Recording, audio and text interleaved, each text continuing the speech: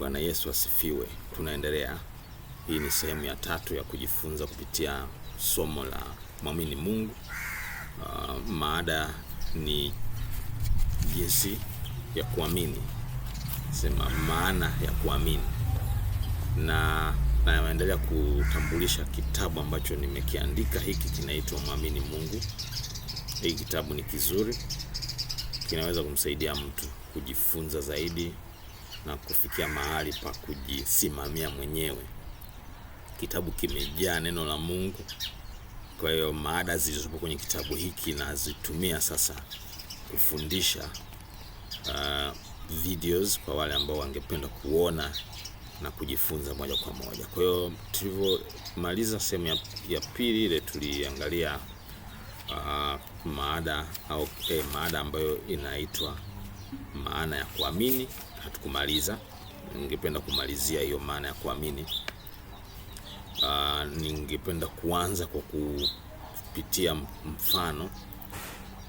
mfano wa kuamini. Taanzia tena mstari wa Korinto wa pili sura ya 4 mstari wa 18. Anasema tusiviangalie vinavyoonekana bali visivyoonekana, kwa maana vinavyoonekana ni vya muda tu, bali vinavyoonekana ni vya milele. Kuamini kuna vuka mambo yanayoonekana. Kuna vuka vitu vinavyoonekana. Kwa kimombo anasema kuna vuka logic. Mtu anayeamini haishii tu kwenye vitu vinavyoonekana. By the way, mtu anayeamini ni superior kwa mtu asiyeamini, kwa sababu mtu anayeamini ana rasilimali nje ya vitu vilivyopo katika damu na nyama. Rasilimali hizo zinaitwa ulimwengu wa roho, zipo katika ulimwengu wa roho. Ana nyenzo za kutendea kazi ambazo ni zaidi ya nyenzo tu za kimwili za damu na nyama.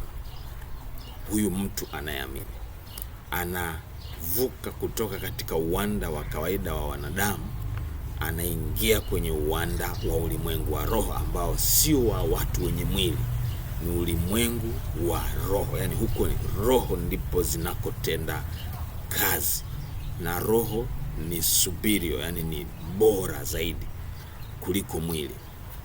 Hazina limits kama ambavyo mwili ulivyo limited. Roho namaanisha roho wa Mungu. Ukiangalia mapepo yenyewe yako limited, hayana uwezo wa kufanya vile vitu mwili unavyoweza kufanya, mpaka yavamie mwili wa mtu. Okay, kwa hiyo tukirudi sasa kwenye kujifunza hapo, vitu visivyoonekana. Tuchukue mfano, nilisema tutachukua mfano wa mtu mmoja anaitwa Abraham. Mfano tu. Abraham alikuwa na umri wa alikuwa na miaka 99 au 100, kitu kama hicho. Wakati mke wake alikuwa na miaka 90. Walikuwa wametofautiana miaka 10. Mungu akawa amemwahidi Abraham kwamba utapata mtoto. Akiwa na umri huo miaka 100, Abraham alikuwa hana mtoto na Sara.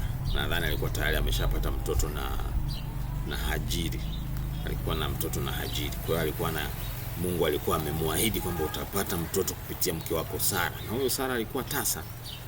Na akiwa na miaka 99, yani zile kawaida za wanawake zilikuwa zimeshakoma kwake.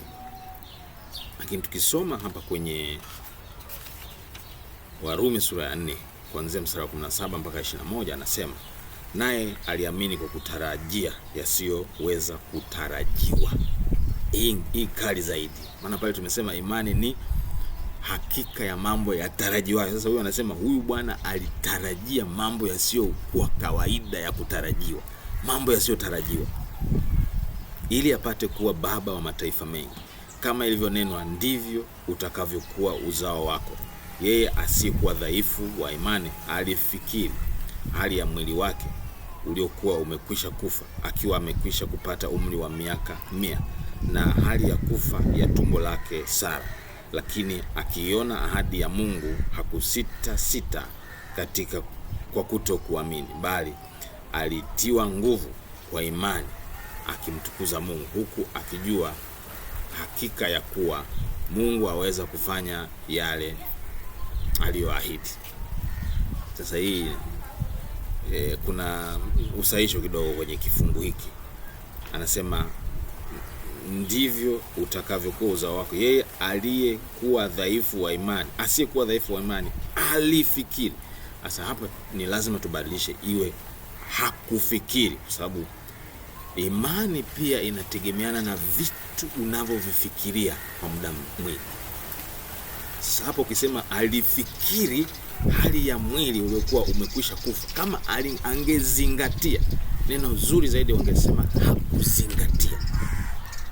Kama angezingatia hali ya kufa kwa mwili wake, asingetoboa, manake akili yake ingekuwa imejaa kufa kwa mwili wake tu. Haina uwezo wa kukaribisha kitu ambacho kiko nje ya akili, nje ya mwili. Isingeweza kukaribisha. Kwa hiyo asingeamini, kwa sababu kuamini ni kutoka katika uwanda wa vitu vilivyokufa. Vitu vilivyopo duniani hapa vipo katika hali ya kufa.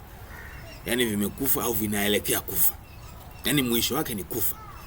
Ukivizingatia sana hivyo kwenye mawazo yako, vitu vilivyokufa, mambo mafu kayazingatia sana kwenye mawazo yako, huwezi kutoboa, huwezi kuamini.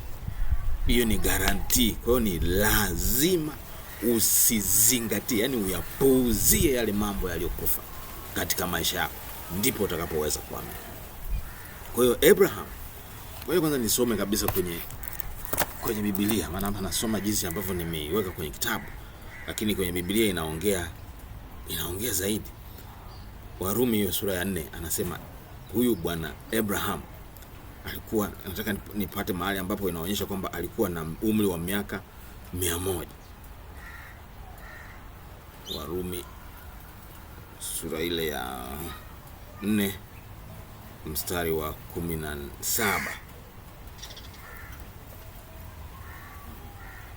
Huyu bwana Abraham alivyokuwa na umri wa miaka hiyo 100, hakutazama ule umri wake.